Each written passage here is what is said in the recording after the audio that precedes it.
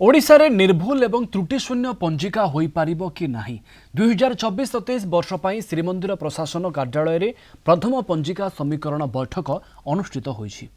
श्रीमंदिर प्रशासन पक्षरु 8 जन पंजिकार को डका जाइथवा बेले 5टी पंजिका सेमानंक पांडुलिपि श्रीमंदिर प्रशासन निकट में दाखल करिसेंति।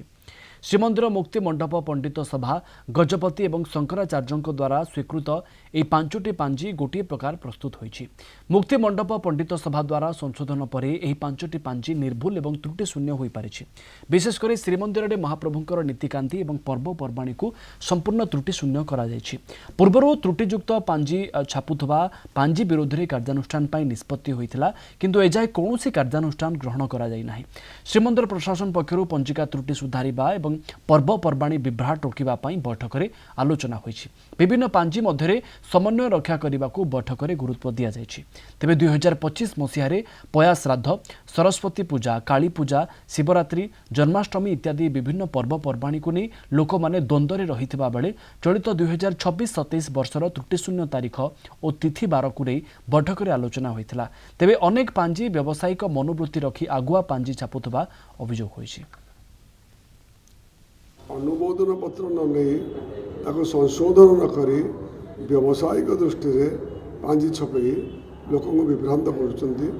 तेणु आम ए मध्यम जनसाधारण जनाऊँ मुक्तिमंडप पंडित सभा द्वारा अनुमोदन लाभ करथिबा, श्रीमंदिर प्रशासन द्वारा अनुमोदन लाभ करथिबा, जगतगुरु शंकराचार्य द्वारा अनुमोदन लाभ करथिबा, सर्वोपरि गजपति महाराज द्वारा अनुमोदन लाभ करथिबा, स्वीकृति लाभ करथिबा पंजिका को आपण माने अनुसरण करंतु। विशेषकर आमर 2026 मसीहार पंजिका बाबद आमर 5 जन पंजिकार आसीथिले एवं आमर श्रीमंदिर पर्वपर्वाणी अनुसार आम सामंजस्य अच्छी कि नहीं ताकू निर्भुल भाव में परीक्षण कलु एवं जहाँ भी किसी रहिला ताकू आगामी दिन में अति शीघ्र मीटिंग डाकी तार समाधान होगापी प्रस्ताव देचु।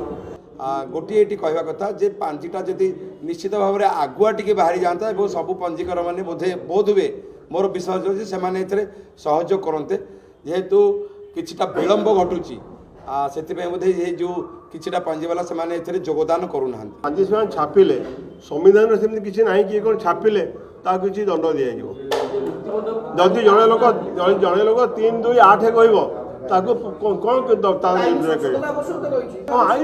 संविधान संशोधन हम यदि किए भूल कला भूल छापिला कौन कला पारे। जी देखु आम प्रत वर्ष एमती आसुचु एमती दाखल करुचु जो मैंने आसुना से मत देला बेले द्वै मत आसूँ आम कहीपर जेहेतु पांजी जहाँ संशोधन करागला से अनुसार ही काम करा।